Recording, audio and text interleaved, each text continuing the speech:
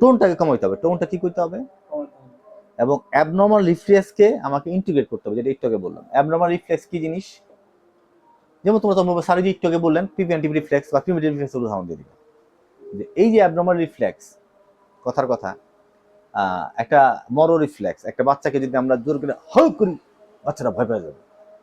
তোমার হ করলাম, তোমার কেউ তো লাভ দিলা না, কেউ লাভ দিছো, কেউ লাভ দাও, কেন লাভ দাও নাই? কারণ তোমাদের প্রিভেন্টিভ রিফ্লেক্সটা এখন নাই। কার থাকবে? হয়তো স্ট্রোক পেশেন্টে থাকবে, তাই না?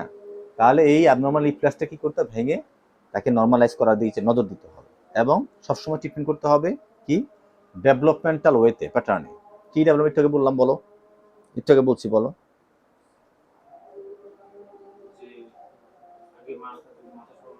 Right, yes. তার মানে হলো আগে তোমাকে হেড নিয়ে কন্ট্রোল করতে হবে, তারপর সিটিং করতে হবে, এই ধরনটা মনে রাখতে হবে আপাতত, আর ওগুলি পরে। কোনো পেশেন্ট যদি ক্লাসিক প্যারালাইসিস নিয়ে তোমার কাছে আসে, তাহলে তোমাকে কি করতে হবে, আগে তোমাকে পজিশনিং আর মুভমেন্ট তোমার করতে হবে। খেয়াল করো, এই কথা খুব লাগে, লাল দাগিদা লিখছি আমি খাতায়, এটা খুব গুরুত্বপূর্ণ। কোনো ক্লাসিক প্যারালাইসিস রোগী তোমার কাছে যদি আসে, তাহলে তুমি আগে পশ্চার করবা, তারপর মুভমেন্ট করাও। কোনোভাবেই ওই রোগীটার যেন অ্যাবনর্মাল কোনো মুভমেন্ট না হয়, প্যাটার্ন তৈরি না হয়, অ্যাবনর্মাল কোনো প্যাটার্ন যেন তৈরি না। কখন কোন অবস্থায় আসলে? ক্লাসিক অবস্থায়। এবং তার পরবর্তী যদি স্পাস্টিসিটি লেভেলে আসে, তাহলে তোমাকে অবশ্যই যে অ্যাবনর্মাল যে প্যাটার্ন তোমার ভিতরে তৈরি হয়েছে সেটাকে ভাঙতে হবে। এই সূত্রটা তোমাকে মনে রাখতে হবে। যদি ক্লাসিক অবস্থায় আসে, তোমাকে পজিশনে মনে রাখতে হবে, মুভমেন্ট মনে রাখতে হবে। আর যদি তুমি স্পাস্টিসিটি অবস্থায় আসো, তাহলে তোমাকে কি করতে হবে, অ্যাবনর্মাল প্যাটার্নকে ভাঙতে হবে, অ্যাবনর্মাল প্যাটার্নকে ভাঙতে হবে। আমার ওদিকে ঘুরে দাও, আসে ওরা নাকি ঘুমাইতেছে, কি করে? জান্নাতুল আসো, জান্নাতুল, জান্নাতুল, রিমা আসো, রিমা আসো, না ঘুমাইতেছো?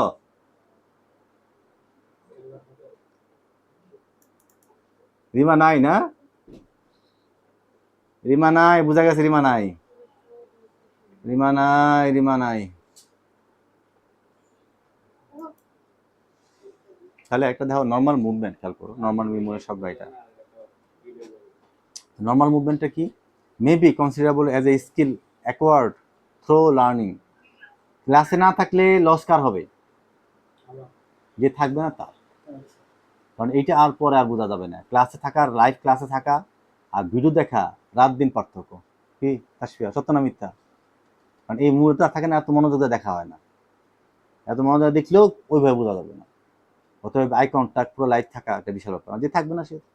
আচ্ছা, স্কিল তাহলে আমরা বলতেছিলাম কি, খেয়াল করো তাহলে নর্মাল মুভমেন্টটা কি Tasfia Jerin, skill acquired through learning for the purpose of the achievement most efficient and economical movement of performance of the task and special the individual।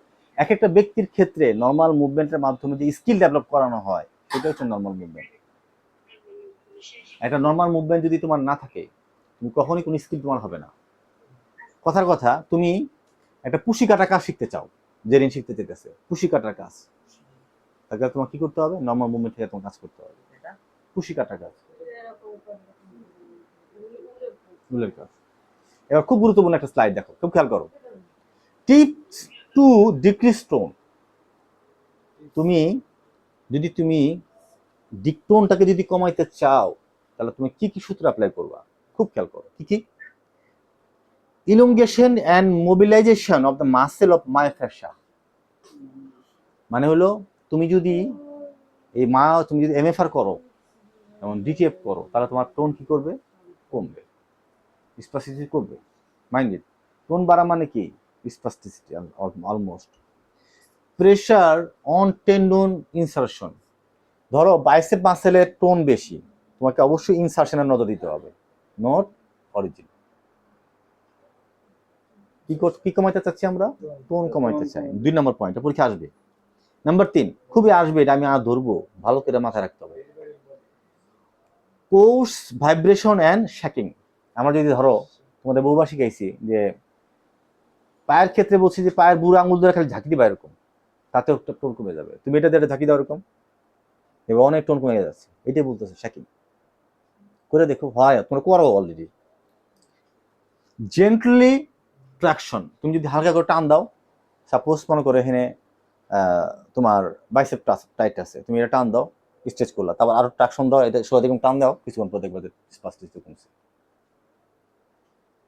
Rotation around body Axis, তুমি যদি রোটেট করো দেখবা যে আমাদের ধরো আমাদের ব্যাক মাসেল অনেক tight হয়ে আছে। তুমি যদি আমাদের অ্যাডভান্স স্টেজ 2-3 করি না আমরা, দেখবে অনেক কমে যায়। খেয়াল করে দেখো তোমরা, পার আমরা মুভমেন্ট করি না, রোটেশন করি, কমে, খেয়াল করে দেখবো। Wide range of motion, joint range of motion, wide range of motion, এতটুকু না, এরকম ভাবে কাজ করাও। কিন্তু লক্ষ্য করতে হবে এই সময় কিন্তু খুব র্যাপিড করা যাবে না। এই সময় কি করা যাবে না? র্যাপিড না, অবশ্যই স্পাস্টিসিটি কমাতে চাইলে কি করতে হবে? স্লো, অবশ্যই স্লো, অবশ্যই জেন্টলি, অবশ্যই লো প্রেশার, কোনো হাই প্রেশার দেওয়া যাবে না। কি করতে চাই আমি? টোন কমাতে চাইতেছি আমি। পরের slide, tips for increase tone. Classic paralysis, তুমি যখন টোন বাড়াইতে চাও কি করবা? স্ট্যাটিক ওয়েট বেয়ারিং, তুমি কি করবা? ওয়েট বেয়ারিং, তুমি তোমার ওজন দিবা, সিমেট্রিক্যাল বাইলেটারাল প্যাটার্ন ইউজ করবা, এবং জয়েন্ট কম্প্রেশন, জয়েন্ট কি করবা? কম্প্রেশন দিবা, জয়েন্ট কম্প্রেশন করবা, কুইক মুভমেন্ট করবা, কি করবা এখানে? কুইক মুভমেন্ট, এবং প্রোটেক্টিভ রিয়াকশন এবং সিমেট্রিক্যাল বাইলেটারাল প্যাটার্ন। এটা আমার ভালো জানা নেই, আমি পরে জানাবো তোমাদের, একটু দেখতে হবে। কুইক মুভমেন্ট দ্রুত, আর স্পাস্টিসিটিতে আস্তে আস্তে। এই কথা ভুলে গেলে চলবে না। এই সে কি পয়েন্ট কন্ট্রোল। ফ্যাসিলিটেশন মানে কি? ফ্যাসিলিটেশন মানে হচ্ছে যে বললাম যে ফ্যাসিলিটেট করা। যেমন ধরো এই যে তোমাদের বোবাত, এখন ধরো যদি বলতাম যে তোমরা বোবাত পড়ে আসবা, আমি আগামী সপ্তাহ পরীক্ষা নিব, কোনো ক্লাস নাই, অনলাইনে সবকিছু আছে, বৈশাখ সব নোট দেওয়া আছে, পড়োগা। এটা কি ফ্যাসিলিটেশন হইলো না? হইলো?